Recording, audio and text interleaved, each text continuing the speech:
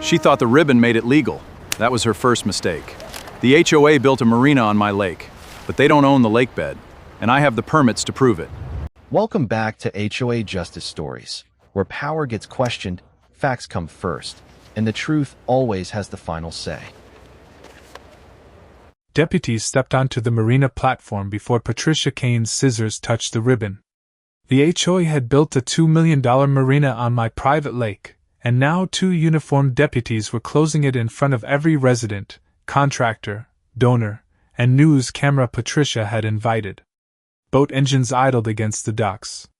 Water slapped under fresh cedar planks. A brass band stopped mid-song. The whole project depended on shoreline permits, lake access, and dock control records that still had my name buried in them. Patricia turned toward me with a smile that cracked at the edges. That was her first mistake. She thought the ribbon made it legal.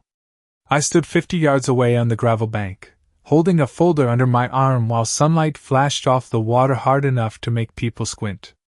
The marina looked expensive. Floating slips, fuel pumps, rental kayaks, new security lights, a white tent with catering tables. A banner stretched across the entrance that read Grand Opening Weekend. Patricia stood beneath it in a cream blazer, smiling for cameras like she had just handed the community a gift. Then the deputies posted the closure notice on the dock gate. The paper fluttered once in the lake breeze. Nobody clapped after that. My name is Ethan Walker. I am 43 years old, and I own the lake behind Willow Ridge Estates. Not the view. Not the shoreline grass. The lake itself. My grandfather bought it when it was still a private fishing reservoir surrounded by cattle pasture, back before the subdivision existed and before people started calling docks amenities instead of wood over water. I never cared that neighbors fished there quietly. I never charged families for walking the bank. I never stopped kids from skipping stones near the shallow cove. Peace was easy when people respected boundaries. Patricia did not. 4 months earlier, I heard the first pile driver before sunrise. A deep metal thud rolled across the water and hit my bedroom windows like thunder. Then another. Then another. I walked down the hill with coffee still bitter on my tongue and found construction barges floating near the East Cove. Men in hard hats were driving steel supports into my lake bed. Diesel fumes hung over the water. Mud boiled up around the pilings. Orange buoys marked a footprint bigger than my barn. I asked the foreman who authorized the work. He pointed toward the clubhouse without even looking embarrassed. HOA project, he said. Marina expansion. Expansion. That word stuck. You cannot expand what you never owned. By noon, Patricia arrived in a golf cart with 2 board members and a contractor carrying rolled blueprints. She smiled like I was interrupting her lunch. Mr. Walker, she said, the community has used this lake for decades. I looked past her at the pilings cutting shadows across the water. Using something is not owning it. Her smile thinned. Behind her, the pile driver slammed again. The sound shook ripples across the cove. A dead fish floated belly up near the muddy wash. Patricia did not look at it. She looked at me. You should be grateful, she said. This will raise everyone's property values. That was when I saw the permit number printed on the blueprint margin. The first digit was wrong. I took a photo of the permit number before Patricia rolled the blueprint closed. She noticed the phone in my hand and lowered her smile. The pile driver hit again. The vibration traveled through the dock posts and across the water. Workers kept moving as if the conversation did not matter. Patricia climbed back into the golf cart and drove away without another word. Dust hung behind her like a curtain. I stood on the shoreline watching steel supports disappear deeper into the lakebed. Something about that permit number stayed with me. It was a small detail. Small details usually survive longer than big promises. That afternoon I drove to the county planning office. The building smelled like old paper and floor wax. Fluorescent lights buzzed overhead. I handed the permit number to a clerk behind a glass window. She typed for a few seconds. Then she stopped. Her fingers hovered above the keyboard. That got my attention. She checked again. Then she turned the monitor slightly away from me. This number does not match a marina project, she said quietly. A cold draft from the air conditioner moved across the room. What does it match? I asked. She studied the screen. A shoreline maintenance application. I looked through the glass toward the parking lot. Maintenance. Not construction. Not fuel pumps. Not floating slips. Not a commercial-scale marina. The difference was not small. The clerk printed a public copy and slid it through the opening. The approved work covered less than 200 square feet. The project on my lake already looked 10 times larger. Maybe more. Outside, the summer heat hit me immediately. I sat in my truck and read every page again. The measurements did not come close. The drawings did not match. The property description felt vague. One sentence caught my eye. The application referenced community shoreline access. It never mentioned private lake ownership. That detail was missing completely. I drove back to the East Cove before sunset. Construction lights had already been installed. Their reflections stretched across the water like bright white ladders. Workers were unloading fresh lumber. The project was moving fast. Too fast. I parked near the boat launch and watched from a distance. Then I noticed something else. Survey flags stood along the shoreline. Bright orange. Freshly placed. I walked over and read the markings. They stopped 20 yards short of where the actual construction had reached. The approved boundary and the active work site were not even close. A contractor saw me looking. He immediately turned away and spoke into a radio. Minutes later, Patricia arrived again. This time she was not smiling. "You are creating unnecessary problems," she said. The lake breeze pushed her hair across her face. "I am reading public records," I replied. "That is not a problem." Her jaw tightened. Behind her, workers continued installing supports under portable floodlights. The sun had almost disappeared. The project looked larger in the dark. Larger and more expensive. Patricia glanced toward the water, then back at me. "The board approved everything." "That is not what I asked." For a moment she said nothing. Then she got back into the golf cart and left. The next morning, a surveyor returned my call. The surveyor arrived just after 8 the morning. His truck rolled down the gravel path beside the lake and stopped near the construction site. The air smelled like wet earth and diesel fuel. Workers were already moving equipment across the shoreline. Hammers echoed over the water. The project had grown again overnight. New floating sections stretched farther into the cove. The surveyor stepped out carrying a tripod, a field tablet, and a weathered case full of markers. He looked across the lake for less than a minute before raising an eyebrow. That caught my attention immediately. We walked the shoreline together. He checked coordinates. He checked monuments. He checked reference points that had been sitting there longer than most of the houses in Willow Ridge estates. Every few minutes he stopped and entered new numbers into the tablet. The only sounds were wind across the water and distant construction equipment. Then he paused beside an old marker hidden near a cluster of oak trees. He brushed dirt away with his boot. The brass cap underneath reflected sunlight. "This changes things," he said. He did not elaborate right away. He kept working.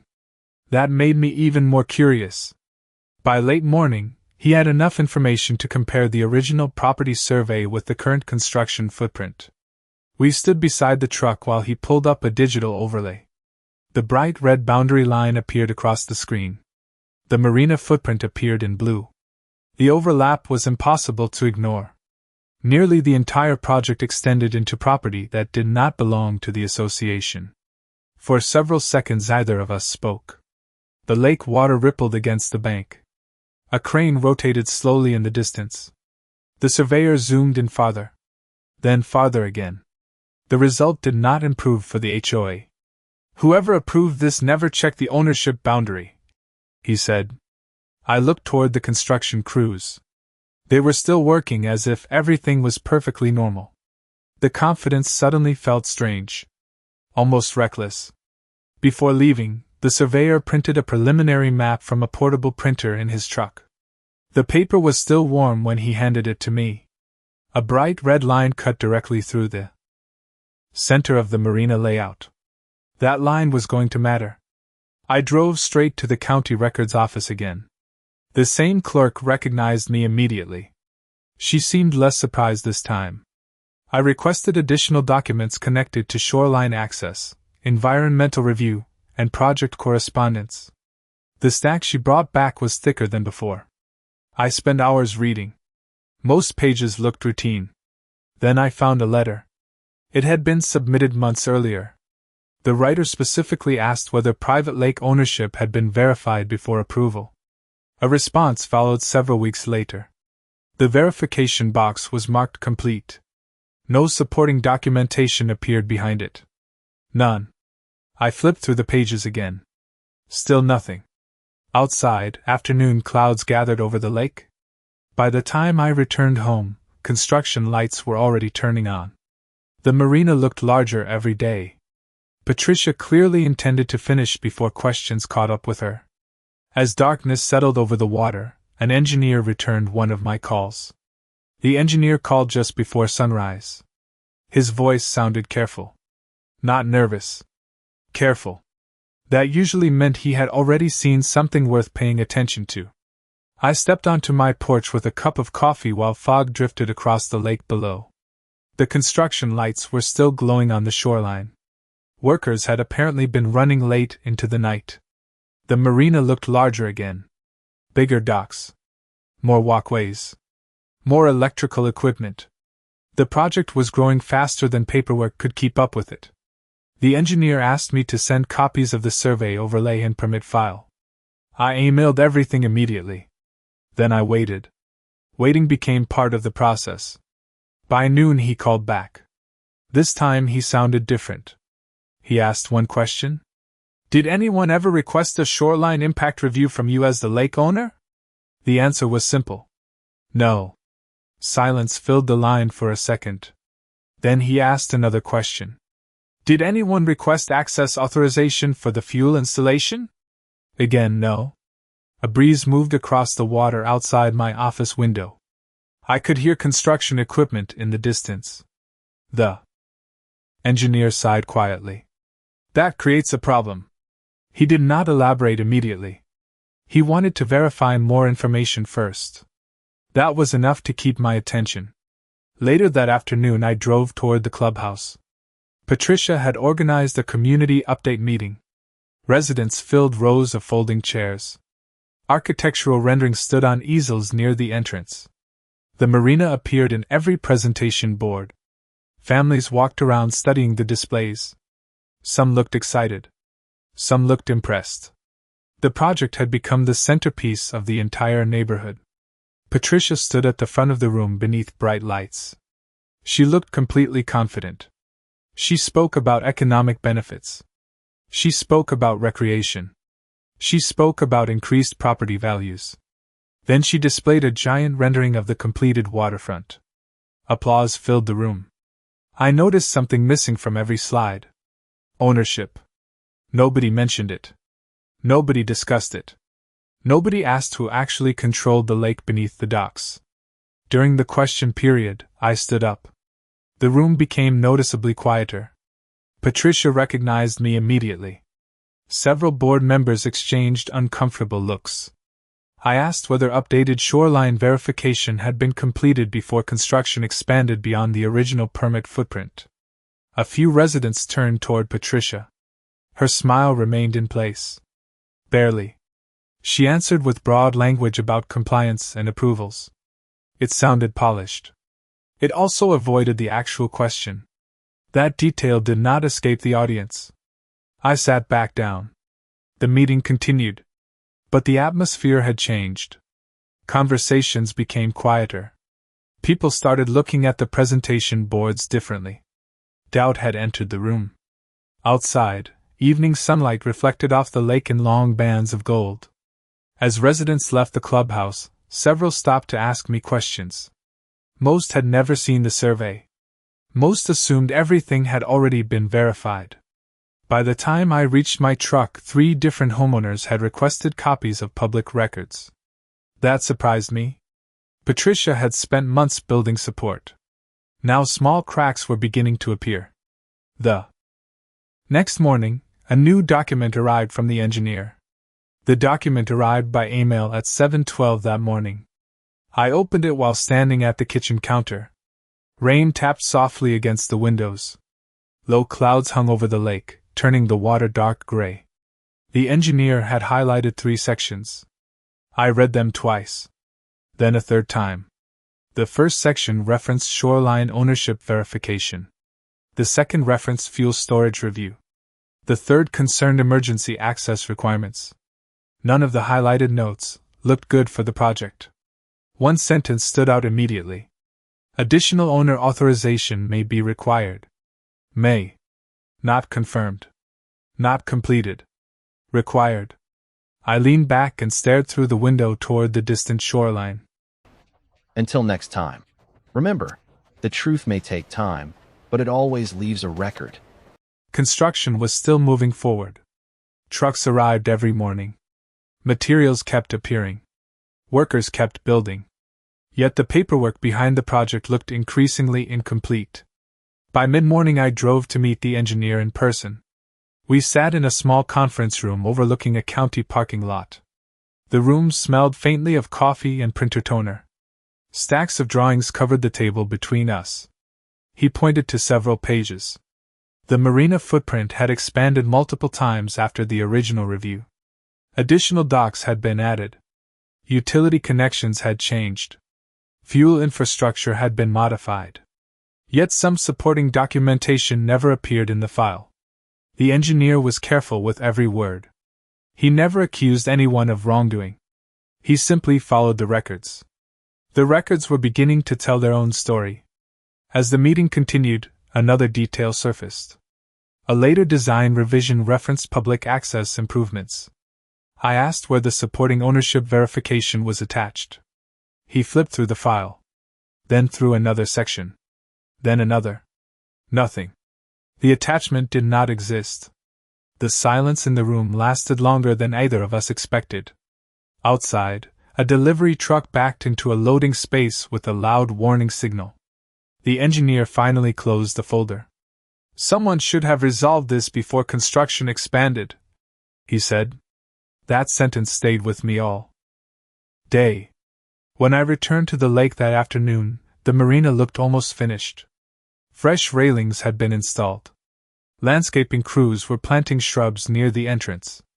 Promotional banners lined the access path. Families stopped to take photographs. The atmosphere felt more like a festival than a construction site. Patricia stood near the shoreline speaking with several residents. She looked confident. Relaxed? The kind of confidence that comes from believing the hard part is already over. When she noticed me, her expression changed slightly. Not much. Just enough. I walked toward the water instead of toward her. The lake breeze carried the smell of fresh lumber and wet concrete. A maintenance boat moved slowly between the new docks. Everything looked polished. Expensive. Permanent. Yet every time I looked at the completed structures, I remembered the missing documents. The missing verification. The unanswered questions. Near sunset, one of the contractors approached me quietly. He glanced around before speaking. His voice stayed low. He asked whether ownership issues had actually been resolved. That surprised me. It meant the concerns were spreading beyond county offices. I answered honestly. Not that I have seen. He nodded once. Then he walked away without another word. The lights along the shoreline flickered on as darkness settled over the lake. Across the water, music drifted from the clubhouse patio. Preparations for opening weekend were accelerating.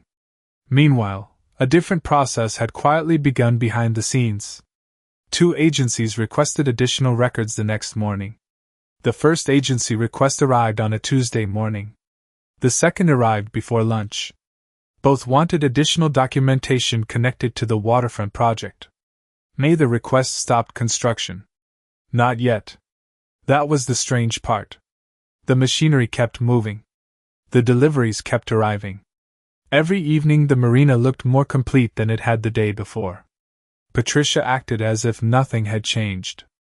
If anything, she became more visible. Banners appeared at the community entrance.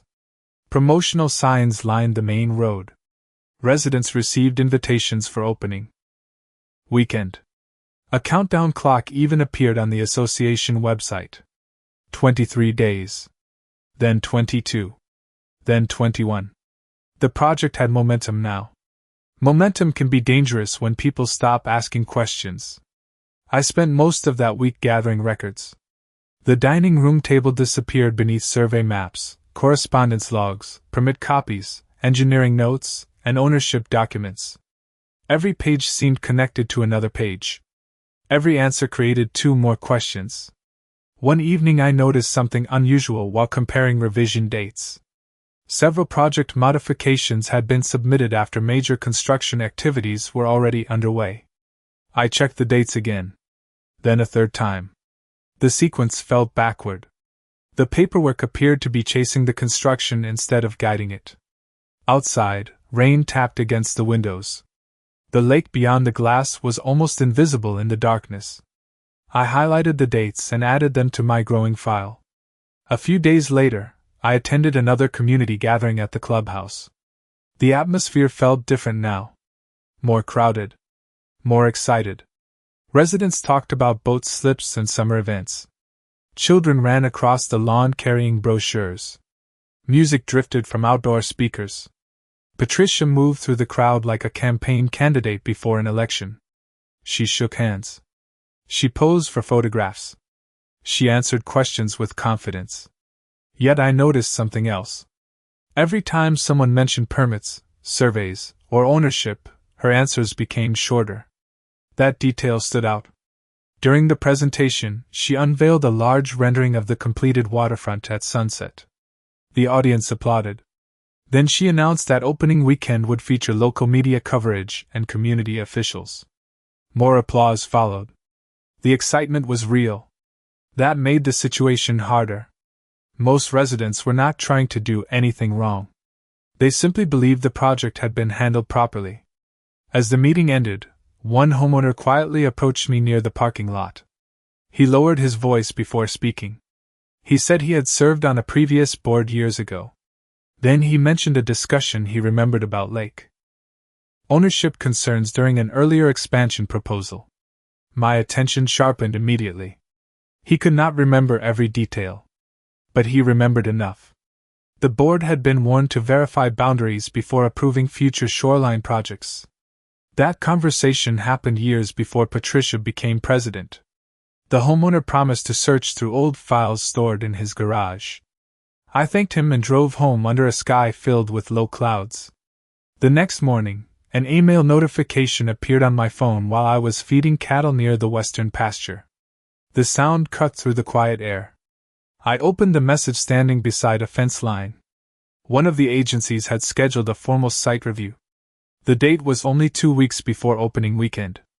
I looked across the distant water where the new docks reflected the morning sun. Construction crews were still working. Patricia was still advertising. The countdown clock was still running. But now the calendar mattered more than ever. Then another message appeared. The second message came from the homeowner who had spoken to me after the clubhouse meeting. He had found the old files. I drove over that afternoon. His garage smelled like cardboard, dust, and motor oil. Sunlight slipped through a half-open door and landed across stacks of storage boxes. He led me to a folding table covered with binders from previous board administrations. Most of the documents were ordinary meeting records. Budget discussions. Landscaping contracts. Maintenance plans. Then he handed me a thin folder with faded labels. Inside were notes from a board workshop held years earlier. One paragraph immediately caught my attention. The discussion referenced future waterfront improvements and specifically warned that lake ownership verification would be required before any major expansion. I read the sentence twice. Then again. The warning was clear. It was not hidden. It was not vague. Someone had already raised the exact concern years before construction began. The homeowner shook his head slowly. I remember people talking about it back then, he said. Outside, wind rattled the garage door. I carefully photographed every page. Back at home, I added the records to the growing file on my dining room table. The stack was becoming difficult to organize. Surveys, permit revisions, correspondence, engineering reviews, meeting notes, ownership records. Every category seemed connected now. Every new document pointed in the same direction. A few days later, the formal site review took place. The morning air felt unusually still. The lake surface looked almost like glass. Agency representatives arrived in marked vehicles and spent hours walking the shoreline. They carried clipboards, cameras, and measuring equipment.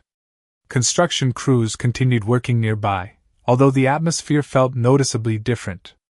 Conversations were quieter. Equipment operators kept glancing toward the inspectors. Patricia arrived shortly after the review began. She wore sunglasses and carried a folder under one arm. From a distance she appeared confident. Up close, I noticed something else.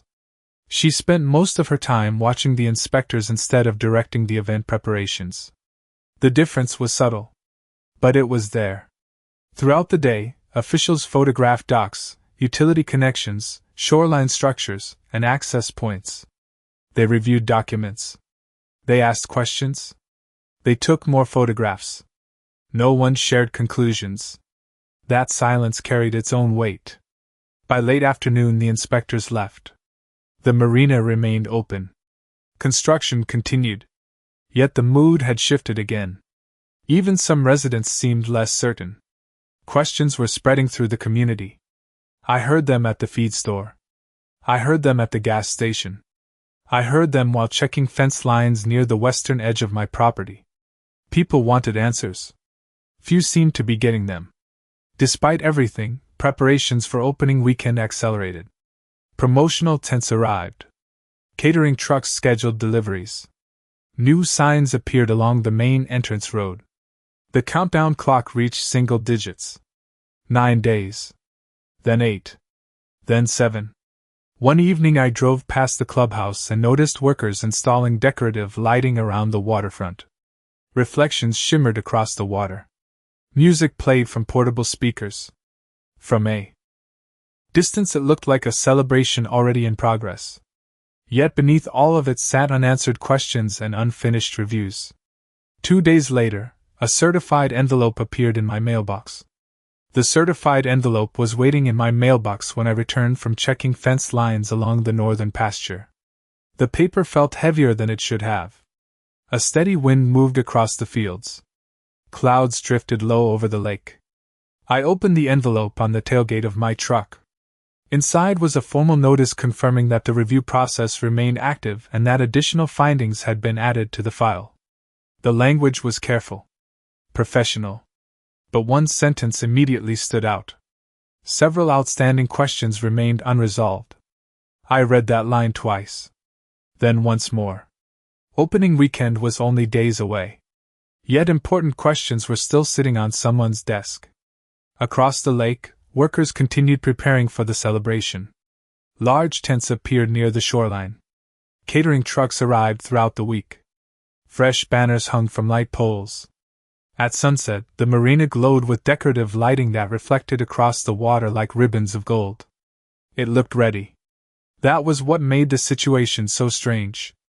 The closer the celebration came, the more unfinished the paperwork seemed.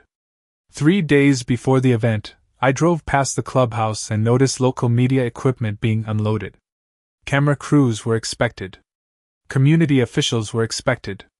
Patricia was planning something much larger than a simple ribbon cutting. She wanted a showcase. She wanted a victory lap. Residents talked about it everywhere. At the grocery store. At the gas station. At the feed supply warehouse.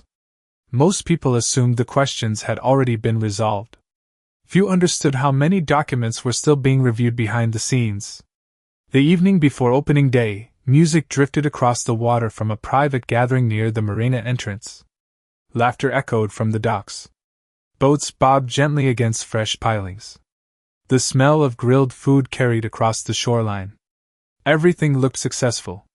Yet my dining room table remained covered with records, maps, review notes, and correspondence. The contrast felt impossible to ignore. Celebration outside. Questions inside. Just before midnight, another email arrived. I opened it while sitting beneath a desk lamp. The house was silent except for the ticking of a wall clock. The message was brief. Additional personnel would be present the following morning. No explanation followed.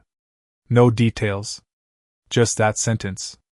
I slept very little that night. Dawn arrived cool and clear. Mist floated above the lake. Opening day had finally arrived. By 7 o'clock, vehicles were already filling parking areas near the waterfront. Families carried folding chairs. Volunteers arranged decorations. Food vendors prepared for crowds. The entire shoreline buzzed with activity. Patricia moved through the event space greeting guests and posing for photographs. Her confidence seemed fully restored. Whatever concerns had existed behind the scenes no longer appeared to matter to her. I stood on a gravel bank overlooking the water. The same folder rested beneath my arm. The same record sat inside. Hours passed. More guests arrived. The band began warming up near the stage. Boats rocked gently against the docks. Bright sunlight flashed across the lake. Then, a little before the scheduled ribbon cutting, several unfamiliar vehicles turned onto the access road and headed directly toward the marina. The vehicles rolled slowly past the entrance banners and stopped near the waterfront stage. Their arrival changed the atmosphere immediately. Conversation softened. The band stopped rehearsing for a moment. Volunteers glanced toward the parking area. Patricia noticed them too. I watched from the gravel shoreline as several officials stepped out carrying folders and clipboards. A pair of deputies followed a few seconds later. The lake sparkled behind the marina. Sunlight flashed across the water. Everything looked perfect. That made what happened next even more dramatic. Guests continued finding seats beneath the white event tents.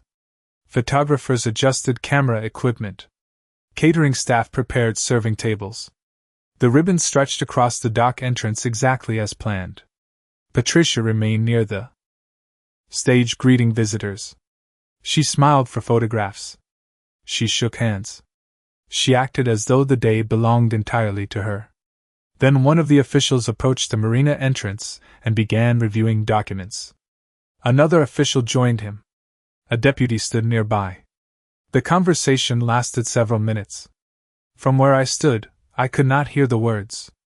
I did not need to. Their expressions told enough of the story. The official opened a folder. He pointed toward the docks. He turned several pages. Patricia's smile began fading. Nearby residents noticed the change almost immediately. Small groups stopped talking and started watching. The attention spread through the crowd like a ripple moving across still water. More people turned toward the entrance. More people stopped moving. The entire event seemed to pause. Then the officials walked directly to the dock gate. One deputy accompanied them. Another remained near the stage. A light breeze moved the ribbon. The lake water tapped gently against the floating slips. Nobody spoke loudly anymore.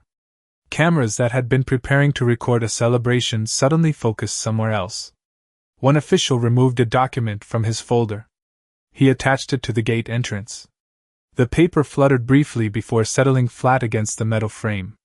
The deputy remained beside him while the notice was secured. Patricia walked over quickly. She spoke with the officials. The discussion appeared professional but serious. No raised voices. No dramatic gestures. Just a conversation nobody expected to happen during a grand opening. Residents gathered closer. Contractors watched from the shoreline. Volunteers stopped arranging decorations. Even the band members stood quietly near their instruments. The waterfront that had felt like a festival only minutes earlier now felt completely different. The officials eventually stepped back from the gate. Access remained closed. The ribbon remained untouched. The marina sat behind the entrance exactly as it had before the event began. Only now nobody could use it. Patricia looked toward the docks, then toward the crowd, then toward the officials again. The confidence she had displayed for months was gone. Across the lake, reflections shimmered beneath the new structures. The project looked impressive, expensive, finished. Yet all anyone could see was the closure notice attached to the entrance. I stood on the shoreline holding the same folder that had traveled with me through months of surveys, records, reviews, and unanswered questions. The lake breeze carried the scent of fresh cedar from the docks. Around me, residents quietly absorbed what had happened. In the end, the marina was completed. The celebration was planned. The crowd arrived. But the paperwork arrived too. And on opening day, that made all the difference. If you're enjoying the story so far, consider subscribing. It helps us keep bringing you real stories where facts matter more than power.